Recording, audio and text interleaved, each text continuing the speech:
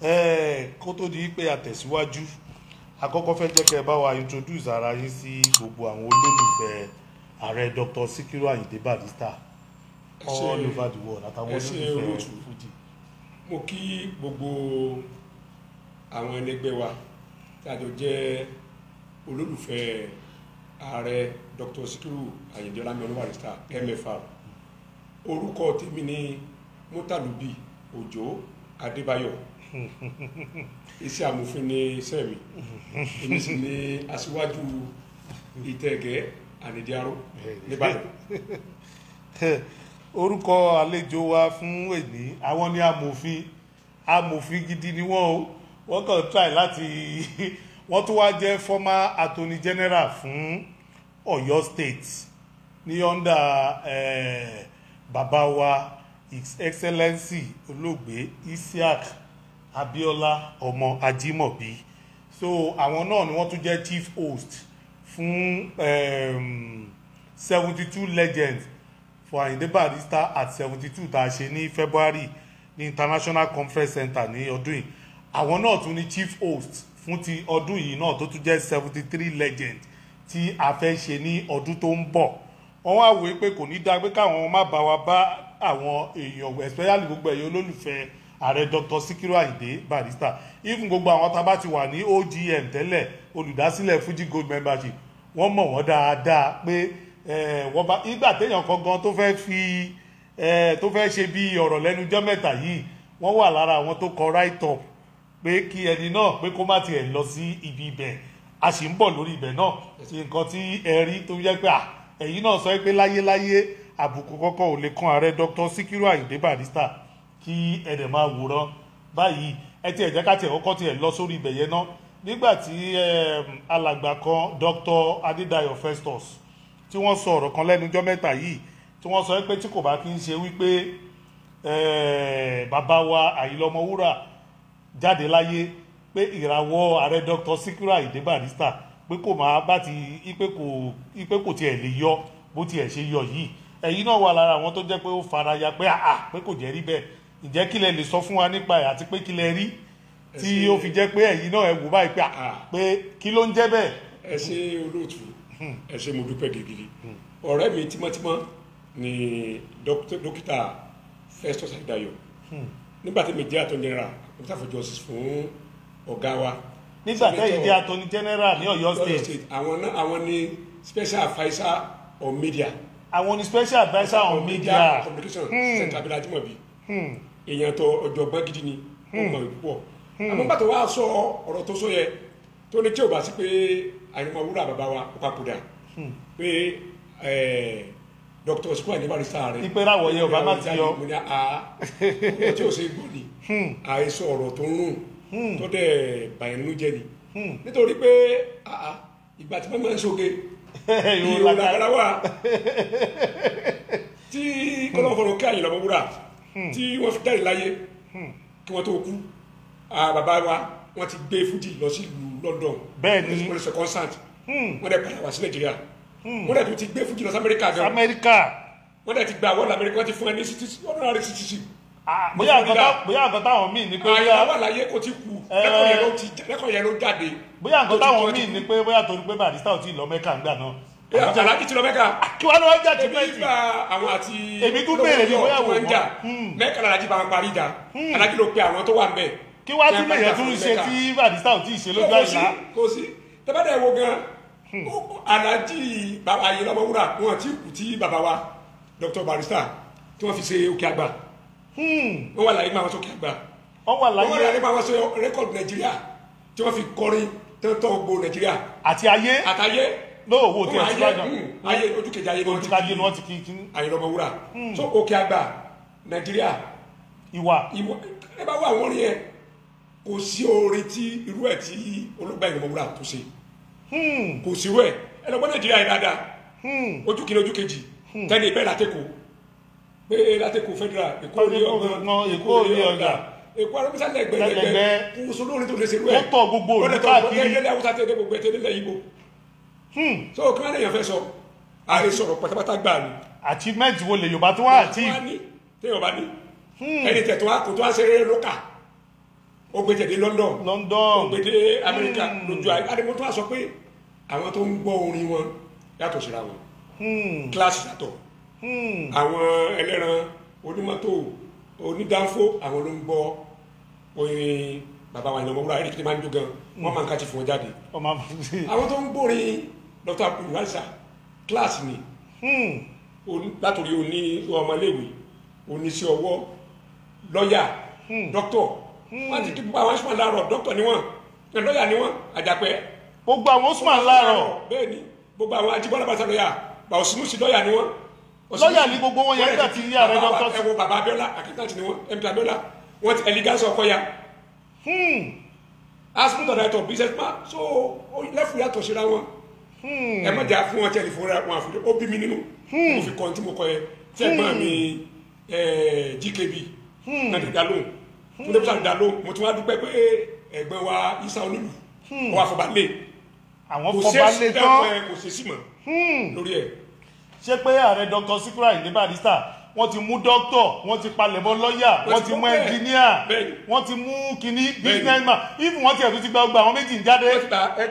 ẹ rí i pé lẹ́yìn oorun àwọn kọrin ayé jẹ́kọ̀ Florida làwọn ìbò yà á pè wọ́n rí àwọn ìlú wa sí Amẹ́ríkà Florida wọ́n lọ sí Disney World ẹ̀ ayé bá kí ló dé tẹ́ gbogbo yín wá láti Nàìjíríà wọ́n ní Barrister ló fi kọrin ẹ máa fún wọn ní honorary doctor of music not doctor of Fujo doctor of music. Not doctor. Not doctor of Fuji. You know, mi ò kì í ṣe doctor of Fuji nìkan ṣoṣo ti music in general ni mo jẹ́. Doctor of music ni. Àdètí pípẹ́ lọ́wọ́ Ọlọ́run tí a bá ètò kú Ọlọ́run fi ṣẹ́ wọn ó fi yẹ̀ wọn lójú ayé wọn nígbà wọn gba MFR. Òun náà sọ that was the icing on the cake. Mo dúpẹ́ Fàlàwúrà ọba tó fi ṣẹ́yìn mi lò. Kí ló tún wá kù? Kò sí. Kí wá lèèyàn wá ń sọ wípé èyí tó jẹ́ bíi pé ẹ súnmọ́ bàbá wa gómìnà àná His Excellency dada torí ayẹyẹ tá a ṣe ní ọdún yìí náà bí bàbá wa bí wọ́n ṣe wá kò ṣẹ̀yìn yín àtẹ̀yìn Ọlọ́run bàbá wa náà dẹ̀ sọ ńgbà náà torí ẹ kọ́kọ́ sọ fún Ajíyàn ẹ náà gun ò lórí méjì. Barrister ni bàbá mi kọ́lọ́ fọ́rùn kẹwọn. Barrister ni wọ́n ti pàdé ara wọn lọ́hùn kódà nígbà tá a ti dìbò wọlé bàtà dìbò wọlé ní 2011 tí sọ àárín wa ń bọ̀ tí wọ́n á pé olórí orí ọkùnrin yìí bá ti inú sẹ̀ńtà bẹ́ẹ̀ láti pọ̀ ìbàjẹ́ bí wọ́n ṣe kó ẹ̀gbọ́n mi wípé àmísà àwọn láyé ní kí Dr. Sikiru Ayinde Barrister ọkùnrin kí àwọn kó dẹ̀ tó wá kọrin níjọ́ tí wọ́n bá ṣe sọ àárín fáwọn pàmò pàmò olùkọ́ fún wọn pé bàbá yìí ti wá kú ó bá àwọn jẹ gan torí kọ́sì wọn ni Alhaji Mufta Ajani wọn ní padà kan gbà tí màmá Alhaji Lani tó kú táwọn ṣe ìnáwó lágbolé wọn làwọn pe Wákì Àjàó sẹ́gbẹ̀ kan Dr. Mufta Lani sẹ́gbẹ̀ kì bẹ́ẹ̀ ni wọ́n ní gbogbo àwọn èrò àwọn ọ̀rẹ́ àwọn gẹ́gẹ́ wọ́n gbàgà wọn kó ní pàtí àwọn wọ́n lọ sí pàtí Dr. Sikiru Ayinde Barrister ni so wọ́n ní bọ̀ bàbá wa wò pé èèyàn àwọn ní Wákì Àjàó wọ́n á ní kí wọ́n máa bù wọ́n á pa gbogbo ẹ̀ papọ̀ lọ́jọ́ náà pé kò ní dá kí ẹni ẹ wà ń bẹ́ẹ̀ yẹn wọ́n tún wá àwọn ọlọ́kọ̀ náwó fún Wákì Àjàó gan lọ́jọ́ yẹn bẹ́ẹ̀ ẹni tí Afẹ́nifẹ́re yẹn Afẹ́nifẹ́re òní Barrister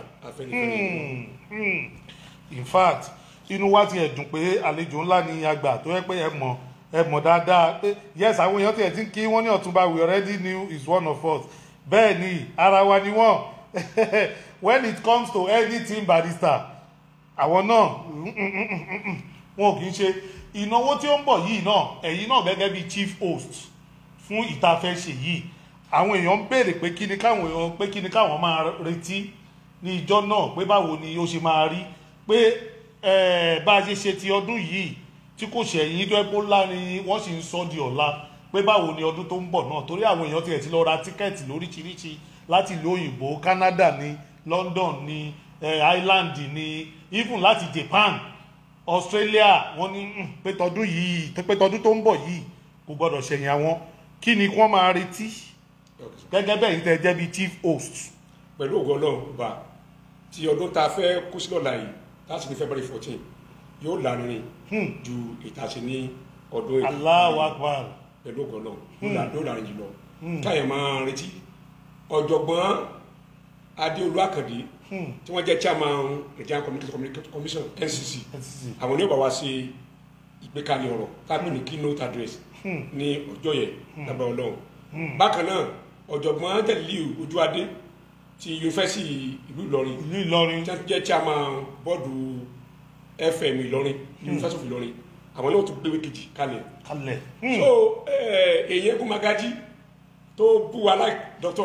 Ayédáyọ̀ Petros àwọn náà wà àwọn náà bọ̀ sọ̀rọ̀ lórí ìwé táwọn méjì bá gbé kalẹ̀. So ẹ mọ̀ pé yóò ní àrírí. a ní àrírí o so ẹni tó kọ ìwé lórí Eégún Magají tó jẹ́ jẹ́ controversial man of the year àwọn náà ń bọ̀ ẹ tún gbé wọn bọ̀ wọ́n máa wọlé ẹkùn wá wá sọ tẹnu wọn ìtí wọ́n rí. Bákan náà pẹ̀lú gọlọ́ọ̀ ìyàwó Senator Abiola Ajimobi Chief Dr. Mrs. France Ajimobi. Torí tó ẹ̀pọ̀ kan wà láyé. Ọkọ̀ bàbá wa torí ọ̀gá ò ní fi ọ̀rọ̀ kò sí orin Barrister tí Senator Abiola Ajimobi ò lè kọ lórí. Kódà tí n bá rí Sani Ade àti Wasiu wọn á ní KSA owó tẹ̀ ń pa bàdàn owó ẹ̀gbọ́n mi lẹ́ ń pa yìí. Wọ́n á sọ fún Wasiu náà pé wá owó ẹ̀gbọ́n mi lè léyìí orin ti wá lórí ti lọ. Àwọn náà máa ń sọ bẹ́ẹ̀. Wọ́n lórí ti lọ. Pé tó kíyàn tó kí ìran èèyàn tó ní ọmọ owó pé so bákan náà Mrs. Ajimobi wọn á wà gẹ́gẹ́ bí mother of the day. Bàbá wa gọ́vùnà Ọlákùnsọ Ìlọ́lá wọn ò lè wà nílá ṣe à prince bẹ́ẹ̀ ni orí bàbá wa sọjọ́ pé wọn bọ̀ pẹ̀lú òkú ọlọ́run fúnra ẹni lójú pé wọ́n wà fún ilé yìí. Ẹbí dá lójú náà fún Ọ̀yọ́ state governor náà pé lágbàdo àwọn náà wà ìkọ́ àṣẹjọba wa ìkọ́ Alhaji Barrister kì í ṣe Ìbàdàn àti Ọ̀yọ́ state wọ́n gbé lórí káàkiri ayé ni wọn ò lè tẹ́ ìfọ̀rọ̀bàdàn sí rí. Wọn ò dẹ̀ sọ pé bóyá àwọn fíìsì òṣèlú kan pátì kan wọn ò ṣètèlú so ọ̀rọ̀ Barrister kò kì í ṣe òṣèlú kò kì í ṣe. Gómìnà wa ẹnjìníà àti Mákindé àwọn náà wà níkàlẹ̀. Bákan náà ẹnjìníà Dọ̀tun Sanusi Ìlàjì resort àwọn náà sọ fún wa pé àwọn ń bọ̀ àtàwọn yẹn lálátọ́ pọ̀ ní ìwà gbígbẹ́ tó ló kọ́ ó máa wà mẹ́yìn lórí yóò lára rẹ̀. àti dẹ́pútì wa náà bí náà. ìyẹn alájí ni wọn. Deputy Governor wa Ọ̀yọ́ state. ẹnjìníà làwọn fúnra nìyẹn. Kódà tí wọ́n ti bá ń bọ̀ Ìbàdàn wọ́n ti pè wọ́n àwọn ni wọ́n gba davis hotel fún wọn. Kódà wọ́n lọ wọn London lọ́dọ̀ ọmọ Danjuma. Irọ́ ni o. Báwọn àti Alhaji ti rí ni. Ọ̀yọ́ state Deputy Governor wa present one. Wọ́n á kó sí pọ̀ jù. Èèyàn Alhaji Barrister ni wọ́n. Èèyàn gidi ni wọ́n. Wọ́n dẹ̀ wọ́n tún sẹ́yìn gẹ́gẹ́ bàtàlá jọ́sùn láyé mọ́. Allahu Akbar. Kódà nígbà tí wọ́n lọ wà lájí wọ́n sọ pé àwọn Fàlàjì kan náà fẹ́ mọ kéwù káwọn lè máa ka kéwù gbára ju mọ́ kàlórí. Wọ́n lájú wa ní pé ẹ fọkànbalẹ̀ tí má ti dé fúnra mi ní pàpà wà kọ́. Ìyẹn present Deputy Governor of Ọ̀yọ́ state. Bẹ́ẹ̀ni. Wọ́n sọ Fàlàjì báwọn náà fẹ́ mọ kéwù. Àwọn fẹ́ máa kàlórí. Alhaji tá kọ́lọ́ bí mo mi dé láyé àtàlàfíà fúnra mi ní kọ́ tó sì mọ̀ kàlórí. Allahu Akbar. Alhaji ní pé kò lè gbájú oṣù kan lọ. Allahu Akbar. Pé kò lè gbájú oṣù kan lọ tí wọ́n mọ̀ kéwù. Àwọn náà rí nǹkan wíńjọ yẹn nìyẹn nípa èèyàn Alhaji ni wọ́n nífẹ̀ẹ́ Alhaji bọ̀ ó pọ̀ jù. Allahu Akbar. Ẹ̀yin èèyàn wa ẹ ti gbọ́ oríṣiríṣi tí chief host wa tí wọ́n bá wa sọ nípa event tí ó ń bọ̀ ní February because tí wọ́n bá ń sọ pé nínú àwọn èèyàn jàǹkànjàǹkàn tí ó wà ní Ìbàdàn. Lẹ́ẹ̀mẹ́tì mo gbàgbé ó tún kú pọ̀sọ̀ kan pọ̀sọ̀ Tajudeen Akeji who is the director Institute of Peace and Strategic Studies ní University Ìbàdàn bí àwọn náà ń bọ̀. Àwọn náà ń bọ̀. Àwọn náà sọ̀rọ̀ lórí. Àwọn professor máa pọ̀ lórí. So àwọn professor tó gbádùn orí Barrister pọ̀. Àwọn professor kwẹ́kwẹ́. No, àwọn professor ńláńlá pé tí wọ́n ní kìmí. Àwọn professor tó ìgbà tí wọ́n bá tiẹ̀ tí wọ́n gbẹ́ yìí náà gẹ́gẹ́ bí amòfin. Ẹ̀yẹ wa ẹ̀kúgbò orúkọ wọn. Ẹ̀kúgbò professor Adéolú Àkàndé. Professor Tẹ̀lídé Ojúadé. Professor Adédayọ̀ àti professor Tajudeen Akeji. Àwọn professor ńláńlá tẹ́bọ̀ àwọn tó lè pẹ́ bá ti kílíkì lórí Google báyìí profile wọn jáde ni. Àwọn professor tó ní kí àwọn tó ń bọ̀ nìyẹn. nǹkan tá àti ẹ̀fìn lè dáhùn sí pé èyí tẹ̀ ń sọ̀rọ̀ náà amòfin ńlá nìyí tó jẹ́ pé àfẹ́ tó bá jẹ́ pé ẹ ń bá sọ pé òun ò tiẹ̀ tí ì mọ̀ yìí ní gbogbo Nàìjíríà yìí kò tí ì mọ amòfin. Ẹ sọ kinní kan náà fún wa ní tẹ́lẹ̀ ẹ ní gómìnà Ondo. Ok bẹ́ẹ̀ ni. Ẹ ní àwọn náà pé kò sí ni pé bẹ́ẹ̀ ṣe close tó ipa àwọn náà nífẹ̀ẹ́ Barrister bẹ́ẹ̀ni débi èèyàn nífẹ̀ẹ́ olórin tí wọ́n láìkì jù Fẹlá Aníkúlápó Kútì Fẹlá ni àtọ̀làndó ọ̀wọ̀ torí ọmọ fún ni Ọ̀làndó ìfún ni màmá ìlú arákùnrin Olókìní Akérédolú òun wa tábàjọ ń travel èmi mo tẹ̀lé wọn rìn jù láyé tábàwà ní mọ́tò wọn àti mo ẹ̀yin lẹ tẹ̀lé wọn rìn jù láyé wọn àti fi sínú kínní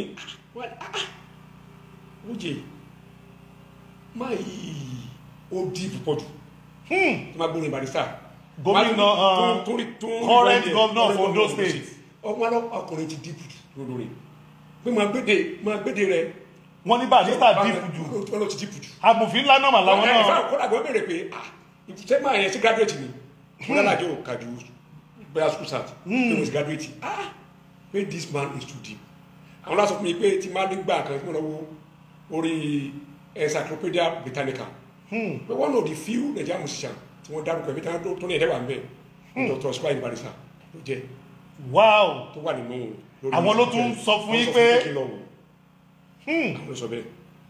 Allahu Akbar ẹyẹ èèyàn wa òun náà ni ẹ ti gbọ́ lẹ́nu bàbá wa amòfin tí wọ́n jẹ́ former attorney general for your state àwọn ni wọ́n tún jẹ́ chief host fún event tí ó ń bọ̀ ní February ní Premier Hotel lórí Òkè Téńté ní Ìbàdàn wọ́n dẹ̀ fi yé wa lójú wọ́n dẹ̀ fi ń dá wa lójú pé èyí tá a ṣe ní ọdún yìí pé kékeré òun ló máa jẹ́ nínú tó ń bọ̀ ẹ wo gbogbo àwọn ọ̀jọ̀gbọ́n so tẹ́yọ̀ kọ́ bá tiẹ̀ wá ń sọ wípé Barrister pé àpàlà ló kù táwọn èèyàn bá máa gbọ́ tó ẹ́ páyì láòkù ẹ wo gbogbo àwọn tí wọ́n ń dárúkọ yìí ẹ wo gbogbo àwọn ọ̀jọ̀gbọ́n ní Nàìjíríà ẹ wo gbogbo àwọn doctors ẹ wo gbogbo àwọn tó jẹ́ wípé engineer lóríṣiríṣi tó jẹ́ pé gbogbo wọn abandon nǹkan tí wọ́n ń gbọ́ tẹ́lẹ̀ tí wọ́n padà wá sí ẹ̀yìn ààrẹ Dr. Sikiru Ayinde Barrister èmi ò mọ nǹkan tó tún jẹ́ achievement tí a tún lè sọ tí ó tún ju gbogbo ohun tá à ń sọ yìí lọ tẹ bá tún wá wò náà tẹ bá tún wá wo gbogbo àwọn àfáà jàǹkàn náà gbogbo wọn náà kò sí ní tó jẹ́ wípé ó fi ọ̀rọ̀ Barrister ṣeré bẹ́ẹ̀ náà ni gbogbo àwọn tó súnmọ́ lọ́hùn tó jẹ́ bíi pásítọ̀ àwọn reverend àwọn tó máa sọ pé kí wọ́n gbé kalẹ̀ pé orin wo gangan lẹ rò pé ó jẹ́ orin ọgbọ́n èmi ò rò pé tí wọ́n fẹ́ mú tó ju ààrẹ Dr. Sikiru Ayinde Barrister ẹ sọ olówó ọ̀hún ní Nàìjíríà tí ò ní nǹkan kan ṣe pẹ̀lú Dr. Sikiru Ayinde Barrister oríà bẹ́ẹ̀ ni oríà tó wọ́n máa ń sọ yí pé táyìlá ò bá kú Àyìndé ò lè gòkè ẹ jẹ́ ká gbé sílẹ̀ torí gbogbo nǹkan tó ń jẹ́ achievement yes nínú anything that has to do with orin òní Barrister ti ní pátápátá kó tó di pé eégún mọ̀gájí náà Ọlọ́run ọba ó fi ikú ó fi kẹ́ wọn ó dẹ̀ fi ikú náà because wọ́n ní àdúrà tó ń kálukú náà máa ń gbà ní pé Ọlọ́run má jẹ́ kí ojú wa kó rí bi nígbà tá a bá sì wà ní ilé ayé so Ọlọ́run ló mọ bó ṣe ń to nǹkan ẹ̀ torí ìràwọ̀ tó jáde nígbà tí ààrẹ Dr. Sikiru Ayinde Barrister jáde ìràwọ̀ tó jẹ́ pé ó ń bàgbà lẹ́rù ni pé níbo la fẹ́ gbé gbà irú ọmọ tó jáde yìí bó ṣe ń ba lọ yìí tó bá máa fi di bí ọdún mélòó níbo ni irú wa ìfẹ́ wà bẹ́ẹ̀ ni pẹ́lẹ́lẹ́ mi dẹ̀ sì máa ń sọ àwọn kan wà tó jẹ́ pé wọn ò bínú orí wọn ò dẹ̀ bínú ààrẹ Dr. Sikiru Ayinde Barrister wọ́n gbà fún dáadáa pé ìràwọ̀ tó jáde yìí ìdùnnú àwọn náà ló jẹ́ irú wọn ni bàbá wa Haruna Ìṣọ̀lá irú wọn ni bàbá wa Yusuf Ọlátúnjí torí ìgbà tí wọ́n á pe ẹ̀gbọ́n Barrister nìbàdàn ní ọdún tá à ń sọ yìí tí wọ́n ní pé wọ́n fẹ́ yọ kúrò pé kò gbọ́dọ̀ kọrin mọ́ ìbéèrè tí bàbá yìí béèrè lọ́wọ́ wọn nínú mítìn tí wọ́n ṣe ní ọdún tá à ń sọ bí ọmọ bọ́yẹ̀ yìí náà bá bọ́yẹ̀ ẹni kankan tẹ́lẹ̀ bá wa sọ sí lérú ìgbà náà. ọjọ́ yẹn látọ̀ sí fún the last outing bàbá wa Yusuf Ọlátúnjí Ìbàdàn náà ṣe mítìn yẹn ní ṣàfihàn àmì níbẹ̀. Ìbàdàn bí yìí. music society of Nigeria or music of Nigeria. so àwọn kan ti wá kọ̀wé torí Alhaji Barrister ti di ẹ̀gùn tí wọ́n lọ́rùn wọ́n ti pé gbogbo bí jẹ́ máa lọ Barrister ni wọ́n fẹ́ gbogbo ní mímọ̀ fújì ti búrẹ́kẹ́ wọ́n á kọ̀wé sínú ẹgbẹ́ bàbá ló preside wípé Alhaji Barrister yìí kò wá mítìn ẹgbẹ́ so kò wọ́n bá rẹ̀ kò mọ́ kọrin mọ́ bàbá Yusuf Ọlátúnjí kọ́ náà fọ̀rọ̀ kẹ́ wọn ẹ mọ̀ ọ̀jọ̀gbọ́n ni wọ́n ọlọ́pọ̀lọ́ pé ni wọ́n ó wá ní ẹ fún mi níwèé tẹ́ bá fi pe ọkùnrin ọmọdé tẹ́ bá fi pe sínú ẹgbẹ́ tí ó wà tẹ́ bá ti fún mi níwèé ẹ̀ á gbà síra fún wọn àríwé kẹ́kẹ́ mú jáde o wọn ò rí ìwé mú jáde tẹ́ bá ríwèé mú jáde tó bá di next time náà ẹ̀kọ́ òye wa á dà síra fún ibẹ̀ ni àbájí bẹ́ẹ̀ bàbá ti collapse kí ẹ fi gbé lọ sójú ọba ní wọ́n gbé lọ sọ́tútù ẹ má gbé mi sùn ní Ẹ̀gbá kí ẹ bá tó dákẹ́. so bàbá náà fẹ́ kí wọ́n dìtẹ̀ mọ́ Síkírù. bàbá pé ọ̀tẹ̀ yẹn ń dì bàbá bá sọ fún ẹ pé ojú ẹni tó yẹ fò láì fapá kanra wọn ìwọ kọrin tiẹ̀. but ogun mélòó wá ní ààrẹ Dr. Síkírù Àyìndé Barrister wá là kọjá. òníye o ẹgbàjẹ ní apáyàn jẹ́ tí wọ́n mọ ọ̀dọ̀ àwọn ọlọ́pàá bàbá wa Murtala Gbadéyànká ọlọ́pàá tó ṣàìpì wọ́n gbà bẹ́ẹ̀ni àwọn láìpì o. ẹ wá wo àwọn náà láyé gbogbo náà wọ́n wá di èèyàn bẹ́ẹ̀ni torí ẹ̀ ló fi jẹ́ pé ayé Aláàjì Jagun o ẹ̀wù báwọn ni wọ́n máa ṣeré mọ́ tẹ́lẹ̀ tí wọ́n parọ́ pé àwọn olóṣèlú pé wọ́n bá wọ́n lọ́wọ́ kọ́nà fún wọn kẹ́ bàbá wa Chief Olúwọlé Awólọ́wọ̀ òun ló mú wọn lọ sọ́dọ̀ bàbá Awólọ́wọ̀ ní kẹ́lẹ́ bàbá Barrister ni ọ̀rẹ́ mi ni kò lè búyín ẹni wọn mú tó bá ti búyín wá bàbá wa ṣàdúrà fún bàbá Awólọ́wọ̀. wọ́n mú Barrister lọ sọ́dọ̀ bàbá Awólọ́wọ̀ ipe ẹni tẹ́ sọ pé búyín. wọ́n parọ́ ẹni tẹ́ parọ́ pé búyín ni o ẹni wọ́n mú orin kan ẹni wọ́n mú àwo kan tàbí kírẹ́tì kan tó bá ti búyín ẹni wọ́n jáde. bàbá wa ṣàdúrà ó dà ó máa ń kì í gan ni. bàbá wa ṣàdúrà pé láyé. àdúrà kọrin bẹ́ẹ̀ ẹni bá fẹ́ tàwọn lọ́wọ́ kó náwó ó kí wọn ó kí bàbá gan nígbà bàbá tó wá kú ó tún àfọ̀bá lé. ẹ wá wo bó ṣe wá kí bàbá. ó kà ń tẹ́ méjì fún mílíọ̀nù fáwọn lọ́wọ́. Aláàjì ti gbórin lọ kò sí ó ti gbórin lọ ó ti gbórin lọ. ẹ̀yin náà gbogbo ẹ̀yin olólùfẹ́ wa káàkiri gbogbo àgbáláyé ọ̀rọ̀ lẹ ti gbọ́ lẹ́nu àlejò wa fún tèmi against the event tí ó ń bọ̀ yìí ẹni tí kò bá attend event yìí tó ń bọ̀ ní February yìí òun náà ló jẹ́ bí event tí a máa fi kásẹ̀ gbogbo ọdún mẹ́wàá kó ṣẹ̀ tó dípa máa ṣe ti July tó ń bọ̀ lẹ́yìn ẹ̀ tá a pè yẹn níbi Barrifest tó jẹ́ pé gbogbo wa pátápátá òun la fẹ́ ṣèyẹn pọ̀ bọ̀tì tó ń bọ̀ ní February yìí òun gangan ni a pè ní